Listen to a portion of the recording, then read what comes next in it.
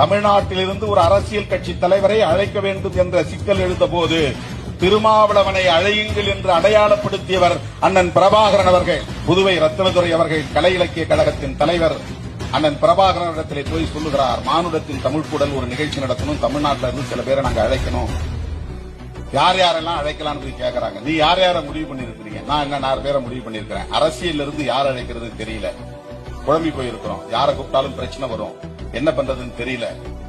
ஒரு பேப்பரை எடுத்து எழுதி கொடுத்திருக்கிறார். இது புதுவை ரத்தினதுரையே சொன்னது. ஒரு பேப்பரை எடுத்து பேர் எழுதி கொடுத்தார். திறந்து பார்த்தோம், திருமாவளவன் இருந்துச்சு.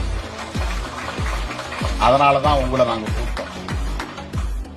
அண்ணன் புதுவை ரத்தினதுரை சொன்னார், தமிழ்நாட்டில் இருக்கிறவன் என்ன சாதியா பாக்குறான், அண்ணன் பிரபாகரன் என்னை தமிழனாக பார்க்கிறார்.